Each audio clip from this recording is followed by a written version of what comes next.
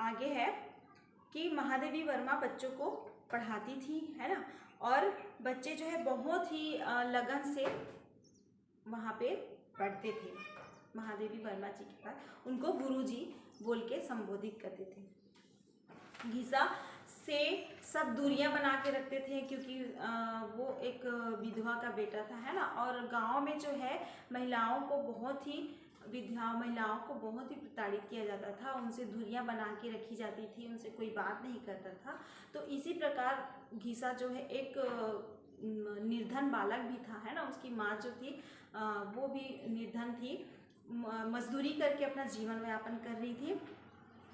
फिर एक दिन गुरुजी हैं, अध्यापिका जो है, वो बच्चों को बोलती है कि बच्चों को पढ़ने के लिए साफ सुथरे कपड़े पहनकर, स्वच्छ होकर, नहा धोकर, साफ सुथरे कपड़े पहनकर विद्या अध्ययन के लिए आना चाहिए, है ना। तो फिर सारे बच्चे इसको सुने रहते हैं, तो सब में इसका प्रभाव नहीं होता है। घीसा जो है फिर अगले दिन वो आता ही नहीं है पढ़ने के लिए।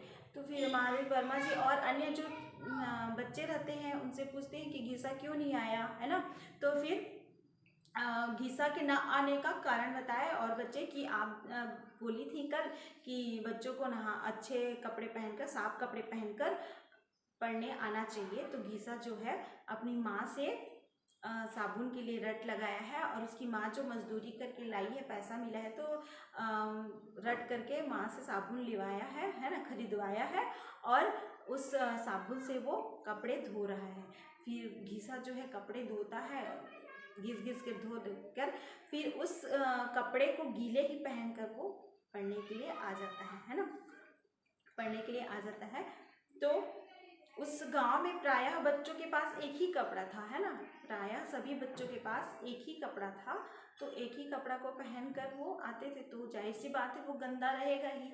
तो महादेवी वर्मा भी सोचती हैं कि मैंने बिना कपड़े दिए स्वच्छता की बात कर दी, है ना। फिर वो सारे बच्चों के लिए एक एक कुर्ता लाती है ना, सारे बच्चों के लिए एक एक कुर्ता लाती है और वो बच्चों को दे देती है। फिर क्या होता है कि हाँ, वही सारे बच्चों को कुर्ता दे देती है। गीला कपड़ा पहन के आया रहता है घीसा, सारे बच्चों को कुर्ता दे देती है, वो कुर्ता को घीसा जो है रखा रहता है ना। फिर घीसा एक बार बीमार पड़ जाता है ना, तो जाते समय जो है घीसा को देखते हुए महादेवी वर्मा, मैं देखते हुए जाऊंगी ऐसा करके वो उनके घर की तरफ जाती है। तो उसकी माँ जो है मजदूरी के लिए जाई रहती है, और एक कोई उनकी जो है ताई वगैरह जो भी है, धाई माँ, उनको बैठाकर, वो भी अंधी रहती है, तो उसको घीसा की देखभाल के लिए जाई रहती है। तो घीसा जो है उनको परेशानी ना हो करके वो चुपके से उठता है और अपनी गुरुजी के पास वो जाते रहता है कि गुरुजी जो है सही सलामत है कि नहीं, तूफान आता है तो, है ना, तो गुरुजी सही सलामत है कि नहीं करके उनको देखने के लिए वो जाते रहते हैं। तो महादेवी वर्मा जी का घीसा से मुलाकात हो जाता है, और अपने प्रति उसकी चिंता को देखकर वो बहुत ही क्या बोलना चाहिए, मार्मिक हो जाती है ना, बहुत ही उसका जो है हृदय पिघल जाता है, आँख से आंसू निकलते हैं। फिर उस समय तो क्या बोलते हैं, घीसा को महादेवी वर्मा जी उसके घर पहुंचाकर वो चली जाती हैं। फिर महादेवी वर्मा जी का जाने का समय आता है ना, तो वो अवकाश में जाऊंगी ऐसा करके सारे बच्चों को बोलती है कि मैं छुट्टी में जा रही हूँ, आप लोग जो मैं पढ़ाई हूँ उसका पुनर्अभ्यास करते रहना, मैं जब आऊँगी तो सारा जो है पढ़ाई हूँ उसको फिर से मैं आप लोग से पूछूंगी। ऐसा बोलकर वो महादेवी वर्मा जी अपनी जाने की बात बताते हैं ना। तो घीसा उदास भी होता है कि जा रही है ऐसा करके, है ना, और उदासी के कारण वो बोलता भी है कि आप मत जाओ, महादेवी वर्मा जी को, गुरुजी आप मत जाइए। तो लेकिन वो तो महादेवी वर्मा जी को जाना था, है ना। फिर घीसा जो है अपना जो नया कुर्ता रखा रहता है ना, तो उनकी जाने की बात सुनकर अपना नया कुर्ता रखा रहता है, तो उसके पास तो पैसा रहता नहीं है, लेकिन घीसा को उस कुर्ते से भी प्यार था और उससे कहीं अधिक अपने गुरुजी के प्रति उनको स्नेह था। तो उस स्नेह के कारण जो है वो कुर्ता देकर एक उनको भेंट में देने के लिए तरबूज लेता है ना, तरबूज लेता है और उनको देने के लिए घीसा अपने गुरुजी के पास जाता है, तो उनको वो तरबूज को देता है। लेकिन घीसा एकदम कहना चाहिए कि स्पष्टवादी, सत्य बोलने वाला था, है ना। उसकी जो शारीरिक बनावट थी वो तो अच्छी नहीं थी, है ना, काले वर्ण का था, पैर जो है टेढ़ा था, है ना, और कपड़ा भी पहने ही नहीं रहता था, बस नीचे कच्छा पहन लिया, ऊपर तो एक ही कुर्ता था तो वो भी गंदा रहता था। तो उस शारीरिक बनावट अच्छी नहीं थी, परंतु वो दिल से बहुत अच्छा था, सत्यवादी था। तो जब महादेवी वर्मा जी उनसे पूछती है कि तुम ये तरबूज कहाँ से लाए, उनको भी होता है कि इतना बड़ा तरबूज ये खरीद के कहाँ से लाए, इसके पास तो पैसे होगा नहीं। तो महादेवी वर्मा जी को वो सारी बात बता देता है कि आपने जो कुर्ता दिया था वो नया था, तो मैं उसके बदले में ये तरबूज लेकर आया हूँ। तो उसकी इस बातों से महादेवी वर्मा जी जो है उनका जो आँख भर आता है ना, और उसको गले से वो घीसा को लगा लेती हैं। उसके बाद जो है वो वापस आने के लिए निकलती हैं। फिर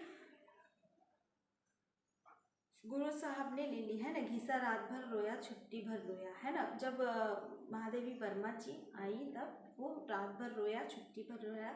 ले जाए तो वह रोज नहा धोकर पेड़ के नीचे पढ़ा हुआ पाठ दोहराता रहेगा, छुट्टी के बाद पूरी किताब पट्टी पर लिखकर दिखा सकेगा, है ना। जब वापस आएंगी तो सारा पाठ मैं पढ़कर उनको दिखाऊंगा और सारा जो है वो याद करके उनको सुनाऊंगा। और तब स्नेह में प्रगल्भ उस बालक के सिर पर हाथ रखकर मैं भावोद्वेग से ही निश्चल हो रही, है ना। उस बालक को प्यार करके सिर पे हाथ रखकर जो है महादेवी वर्मा जी वहाँ से जाने के लिए निकलती हैं। फिर घीसा के मुख का विशेष प्रबंध कर मैं बाहर चली गई और लौटते लौटते कई महीने लग गए, है ना।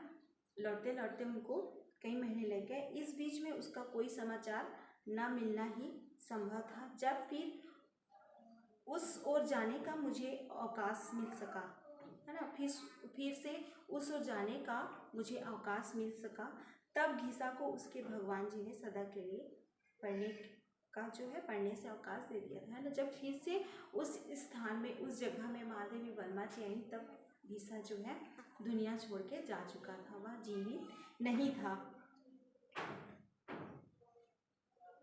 महादेवी वर्मा जी कहते हैं कि आज वह कहानी दोहराने की मुझ में शक्ति नहीं है, पर संभव है आज के कल के कुछ दिनों के मास और मास के वर्ष बन जाने पर मैं दार्शनिक के समान धीर भाव से उस छोटे जीवन का उपेक्षित अंत बता सकूंगी।